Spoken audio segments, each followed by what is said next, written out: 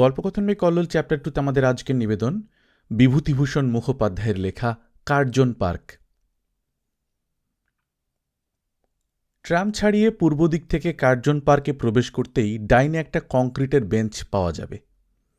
সন্ধ্যার পর কলকাতার কাজ সারা হয়ে গেলে মাঝে মাঝে সেটাতে গিয়ে বসি।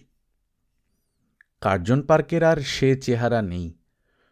প্রথমত বাংলার মতোই সে দ্বিখণ্ডিত, অর্ধেকেরও বেশি ট্রাম কোম্পানিকে ছেড়ে দিতে হয়েছে। দ্বিতীয়ত যেটুকু আছে তারও নেই আর পার্কের মর্যাদা। তার জন্য কিন্তু কার্জন পার্ককে দুঃখ করতে মানা করি। কলকাতার আর কোনো পার্কেরই মর্যাদা নেই। পার্ক যা আছে কলকাতার গায়ে তা এখন বেমানান। কলকাতার রাগিণীতে পার্ক এখন বিষমবাদী। তবুও গিয়ে বসি। এখনও এই সময়টায় খোলা ময়দানের ওপর দিয়ে দক্ষিণা বাতাস বয়ে এসে কার্জন পার্কের ওপর তার শেষ উচ্ছ্বাসটা ছড়িয়ে দেয়। সেই সূচি শ্যামল দুর্বা ঘাসের আস্তরণ নেই, সেই যত্নলালিত ফুলের বেড নেই, সৌন্দর্যের প্রতি সেই সভয় সমীহ নেই। সারা পার্কটায় কদর্যতার ভিড়। ঝাল চানা চাই, চিনেবাদাম। তেলের শিশির গোছা হাতে ঝুলিয়ে লখনৌকা নাই হাঁকে, মালিশ মালিশ।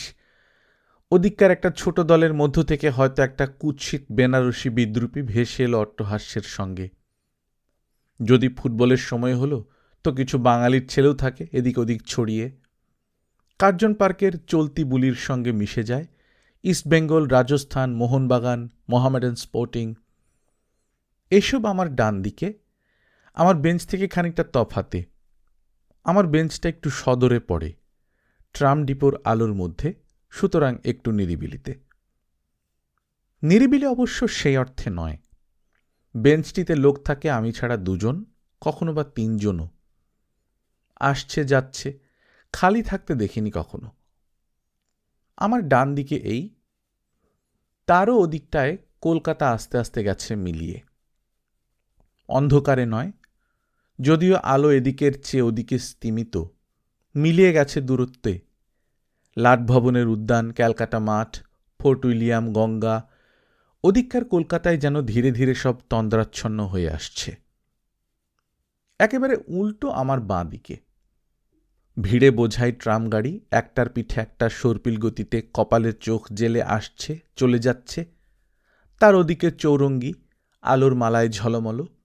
ট্রাম, বাস, মোটরে মাখামাখি। ভিড়ের জন্যে ফুটপাথে পা দেয়া যায় না। পেছনে আমার এসপ্ল্যানেডের রাস্তাটা, প্রায় তথৈবচ। এই জটিল পরিবেশের মধ্যে আমারও চিন্তার কোনো বাঁধনই থাকে না।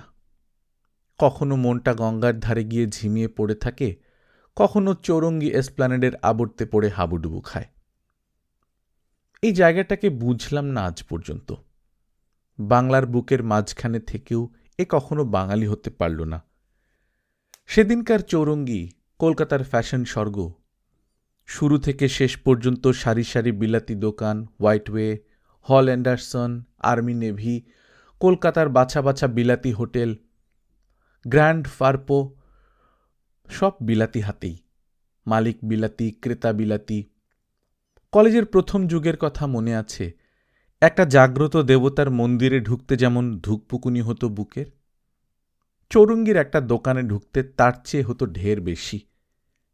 যেখানেই দেখো লালমুখ, ফুটপাতে পা দিতে পর্যন্ত সংকোচ হতো। মনে হতো যেন অনধিকার প্রবেশ করছি। চৌরঙ্গি ছিল বাংলার মাটির উপর, কিন্তু বিলাতের যে কোনো বড় শহরের মাঝখানে বসিয়ে দিলেও বেমানান হতো না। আছেও বাংলার মাটির উপরই আজ, বিলাতিরাও বিলাত চলে গেছে। আজও কিন্তু চৌরঙ্গি বাঙালি হতে পারল না। কেন এমনটা হয়? আমার বেঞ্চটায় আগন্তুকদের যাওয়া আসা লেগে থাকে। কেউ আমার মতো নিজের চিন্তা নিয়ে বসে থাকে, কেউ আবার একটু আলাপচারি, গল্প জমিয়ে তোলে। সেদিন একজন এই গোছের বৃদ্ধ এসে পাশে বসলেন এবং আমার মনটা চৌরঙ্গি রহস্য নিয়ে পড়েছিল বলে কখন কিভাবে আলাপটা ওই পথ ধরেই অগ্রসর হল। বৃদ্ধ বললেন, আপনি এমনভাবে বলছেন যেন চৌরঙ্গির ওপর পুরাকালের কোনো মুনি ঋষির শাপ আছে। তুই ঘরে থেকেও কখনো ঘরের জিনিস হতে পারবিনি। যেমন নাকি শোনা যায় কোনো কোনো পাহাড়, নদী, সাগর, হ্রদের ওপর থাকত। আসল কথা তো তা নয়। বাঙালি ওকে বাংলার রূপ দেবে না, করে নেবে না ঘরের জিনিস, তো চৌরঙ্গি করবে কি? স্বাধীনতার সঙ্গে সঙ্গে একটা মস্ত সুযোগ তো এসেছিল, কিন্তু বাঙালি যদি সে সুযোগটা না নিতে চায় তো চৌরঙ্গির দোষ কি? তাকে যে এসে নিজের সাজে সাজাতে চেয়েছে তার সাজেই সেজেছে। আমি অবশ্য মুনি ঋষির শাপের কথা ভেবে নিশ্চিন্ত ছিলাম না, তবু ভদ্রলোককে একটু বেশি রকম প্রাদেশিক ভাবাপন্ন মনে হওয়ায় ইন্ধন না জুগিয়ে বললাম, তবু একটা সান্ত্বনা তো থেকেই যায়, সে ভারতীয় রূপ তো নিয়েছেই। বললেন, বাঙালি হলে ভারতীয় হতো না বলতে চান? বললাম, তা কেন বলবো, তবে রাজস্থানী, বোম্বাই কিংবা পাঞ্জাবি যে রূপই নিক, সেটা ভারতীয় রূপই। হয়তো এই করে, অর্থাৎ বাংলায় বোম্বের রূপ এসে পড়ে, মাদ্রাজে পাঞ্জাবের রূপের খানিকটা গিয়ে পড়ে, আসামে খানিকটা মাদ্রাজের রূপের আমদানি হয়। আপনার বক্তব্যটা বোধহয় বুঝেছি।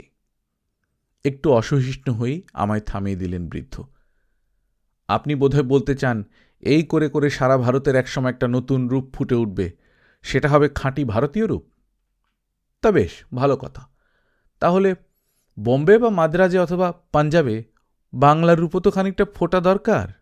নাম করুন কোনো জায়গার কোনো একটুখানি কোন, আহমেদাবাদ, মাদুরাই, ব্যাঙ্গালোর, কানপুর, অমৃতসর, যোধপুর, নাম করুন। বেশ উত্তেজিত হয়ে উঠেছেন। উনি যে উদ্দেশ্য নিয়ে বলেছেন সেই হিসাবে না হলেও হয়তো নাম করা যায় দু একটা, কিন্তু তাতে ফল হবে না। শুধু তর্কের ভাবটা এসে পড়ে ওর উত্তেজনাটা বেড়ে যাবে মাত্র।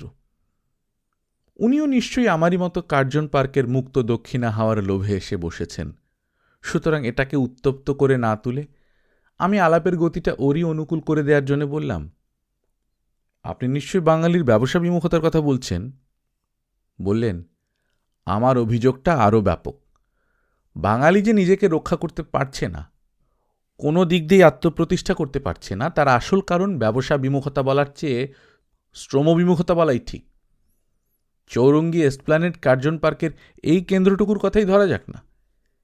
এখানকার এই বিশিষ্ট রূপটি যারা ফুটিয়েছে, তারা শুধু ব্যবসা দিয়েই ফোটায়নি। অত ডিটেলের দিকে যাব না, যাওয়ার দরকারও নেই। এই পার্কের মধ্যে যারা বসে গড়িয়ে আড্ডা দিচ্ছে কিংবা পায়চারি করে বেড়াচ্ছে, একা একা বা দল বেঁধে, স্বীকার করি ব্যাগাবণ্ড আছে, কিন্তু যদি খোঁজ নেন তো দেখবেন তারা জীবনের বিভিন্ন ক্ষেত্রে বিভিন্ন প্রকারের পরিশ্রম করে, সেক্ষেত্রের মধ্যে গঙ্গা আছে, ময়দান আছে, চৌরঙ্গি আছে, রাজভবন আছে, খালাসি আছে, কুলি আছে, কন্ডাক্টর আছে, ঝাল চানাওয়ালা আছে। একটু ভালো করে খুঁজে পেতে দেখলে দু একজন ভাটিয়া স্পেকুলেটরও হয়তো পেতে পারেন।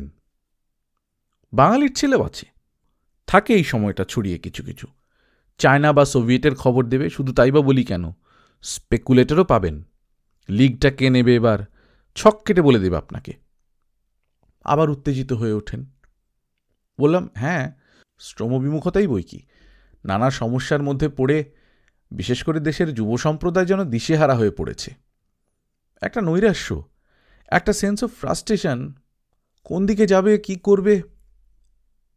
এত উত্তেজিত হয়ে পড়লেন হঠাৎ যে আমায় ধমক দিয়ে উঠলেন। ওই বুলিগুলো থামান দিকে মশাই, আপনারা প্রৌঢ়বৃদ্ধ সম্প্রদায়েরা, ওই সব বুলি আউড়ে আপনারা আশকারা দিয়ে ওদের আরও মাথা খাচ্ছেন। শুধু ওদেরই বলি কেন, সমস্ত জাতটারই সবল সুস্থ চিন্তাধারাকে নষ্ট করে দিচ্ছেন আপনারা। থামানো বলিগুলো কেন? ফ্রাস্ট্রেশনের কারণ আর কোনো জাতের হয়নি? জাপান সামলে উঠেছে, জার্মানি একবার সামলে উঠে বিশ্ব ত্রাস হয়ে উঠেছিল, আবার কি হয়ে উঠবে বলা যায় না।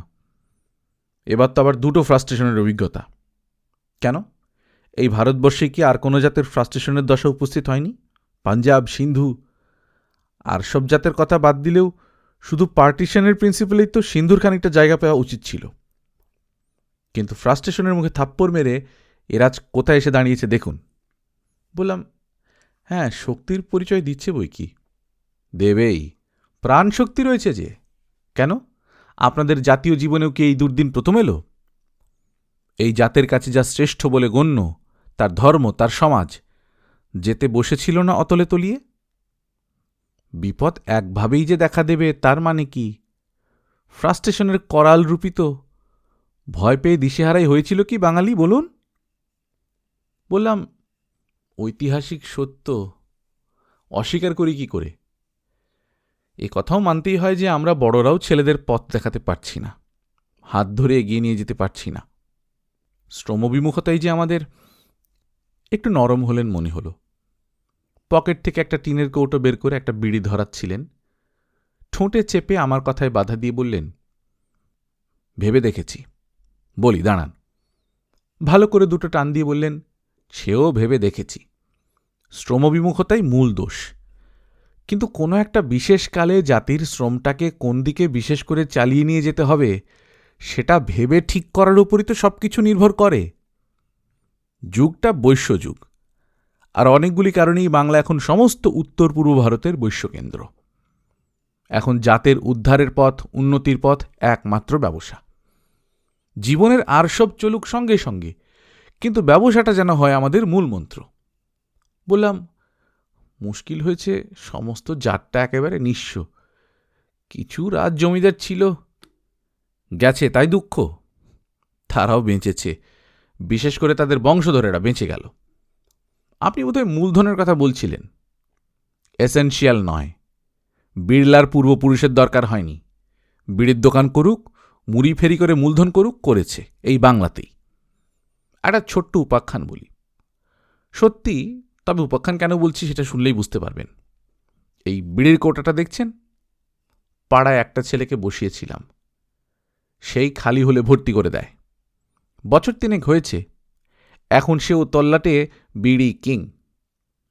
ক্রমে অন্যদিকে নজর দেওয়ার ব্যবস্থা হয়ে আসছে। এই সেদিন আমি কৌটোটা পাঠিয়ে দিতে ওটা রেখে দিয়ে একটা গোল্ড ফ্লেকের টিন পাঠিয়ে দিলে, বলে পাঠালে এবার থেকে রোজ 1 টিন সকালেই পাঠিয়ে দেবে। নিজেই চলে গেলাম। বললাম, সিগারেট সেই স্বদেশী যুগে ছেড়েছি, আবার না হয় ধরব। কেননা ছেড়েছি বটে, তবে প্রতিজ্ঞা করে নয়, ওটা করি না আমি। তবে ধরব যখন তোমার নিজের সিগারেট ফ্যাক্টরি হবে। আর সেই উত্তেজনার ভাবটা মোটেই নেই। আমার দিকে চেয়ে বলছেন, মুখটাতে একটা প্রসন্নতার আলো ফুটে উঠেছে। তার উপর ট্রাম ডিপোর আলো পড়ে আরও অদ্ভুত দেখাচ্ছে। একটু যেন লজ্জিত, কেন ঠিক বুঝলাম না। আমার দিকে একটা বিড়ি বাড়িয়ে ধরে বললেন, দেখবেন, করছেও বেশ ভালো। নিয়ে কপালে ঠেকালাম, বললাম, আমার আশীর্বাদটাও তাকে দেবেন, অর্থাৎ যেন আপনার আশীর্বাদটা ফলে তার জীবনে। আমার আজকের কার্জন পার্কের রাত্রিটি যদি এইখানে শেষ হতো তো ভালোই হতো, কিন্তু তা হলো না। আমার বেঞ্চে আর কেউ ছিল না। একটি যুবক একটু দূরে ঘাসের উপর উল্টো দিকে মুখ করে বসে সিগারেট টানছিল। ভদ্রলোক উঠে গেলে একটু সংকুচিতভাবে উঠে এসে যুক্ত কর কপালে ঠেকিয়ে নমস্কার করল। সিগারেট শুদ্ধই করতে যাচ্ছিল, কি ভেবে ফেলেই দিল সেটা। তারপর আস্তে আস্তে একটু দূরত্ব রেখে বেঞ্চটাতে বসল।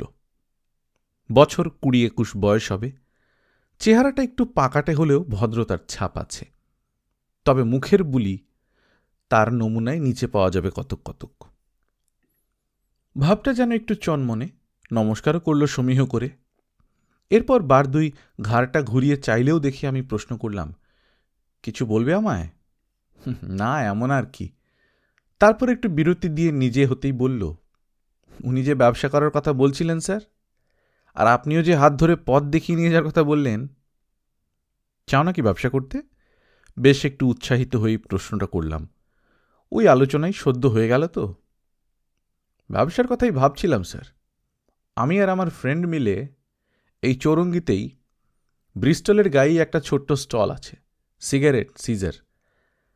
আমরা তার সঙ্গে বিড়িও রাখব। সব রকম খদ্দের আছে তো। একটা ভাটিয়ার দোকান, সে গুডউইল বেচে দিতে চায়, তা বাবা মোটে টাকা দিতে চান না। তার ইচ্ছে নয় যে তুমি ব্যবসা করো। ব্যবসা ছাড়া অন্য কিছু করতেই দেবেন না আমায়। আমাদের নিজেদের ব্যবসা আছে কি না? তাতে তোমায় নেন না? বিস্মিতভাবেই প্রশ্ন করলাম। দৃষ্টিটাও আমার যেন আপনা হতেই ওর চেহারার উপর বুলিয়ে গেল। ছোকরা বেশ সহজভাবেই বলল, নেবেন না কি বলছেন আপনি? অন্য ব্যবসা করতেই দেবেন না? আমাদের হচ্ছে গালার ব্যবসা। হেড অফিস কলকাতাতেই, তবে কালেকশন তো বাইরে, জঙ্গলে পাহাড়ে। এদানি গুলটিতে একটা ডিপো খুলেছেন, বলেছেন তুই সেখানে যা। প্রশ্ন করলাম, চাও না যেতে? হাজারিবাগ থেকে 20 মাইল, জঙ্গলের মধ্যে নয় যদিও, গ্রামই। কালেক্ট করে জমা করবে সেখানে।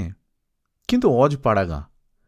সিনেমা বায়োস্কোপের কথা ছেড়ে দিন, একটা যে, আর এখানে একেবারে পাশেই মেট্রো, মাথার উপরেই হোটেল, কি বলো? একটু হক চকিয়ে গেল। তখন সামলে নিয়ে বলল, কি বলছেন আপনি স্যার? হাতে একটা ব্যবসা নিয়েছি, আর মেট্রোয় অষ্টপ্রহর পড়ে থাকব? তা দেখুন, বাবা কোনো মতেই টাকা ছাড়বেন না। তাই আপনি ওই যে বলছিলেন পথ দেখিয়ে এগিয়ে নিয়ে যাওয়া, একটু যদি সাহায্য করতেন। পুঁজি দিয়ে? জিওভা আর তালু দিয়ে চকচক করে দুটো আওয়াজ করে বলল, এমন অসম্ভব আবদার করব কেন স্যার? আপনি কেন পুঁজি দিতে যাবেন? আজই আমাতে আর ফ্রেন্ডে একটা মতলব বের করেছি।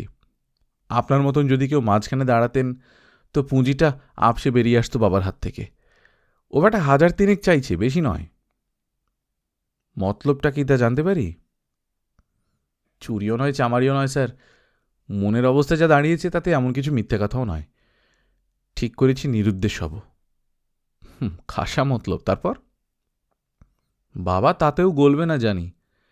কি ভয়ঙ্কর ধরিবা, জানেন না তো? একটু হেসে বললাম, ছেলে দেখেও আন্দাজ হবে না? একটু লজ্জিত হতে গিয়ে তখনই আবার সামলে নিয়ে বলে চলল, ভরসা মা। মা বাবাকে অতিষ্ঠ করে তুলবে। ফল, বিজ্ঞাপন, দুলাল ফিরে এসো, তোমার মা শয্যা ধরা, অন্ন জল ত্যাগ করেছেন। বুঝছি তো, ভাঁওতা। সত্যি হয় বেশি সম্ভব নয় কি? তাহলে তো আরও ভালো স্যার, সঙ্গে সঙ্গে কেল্লা ফতে। পরের বিজ্ঞাপনেই বাবার থার্মোমিটার সঙ্গে সঙ্গে নেমে যাবে। বাবা দুলাল, তুমি যা চাইছো পাবে। এই সময় আপনার মতন একজন ভদ্রলোকের দরকার হবে। কেন?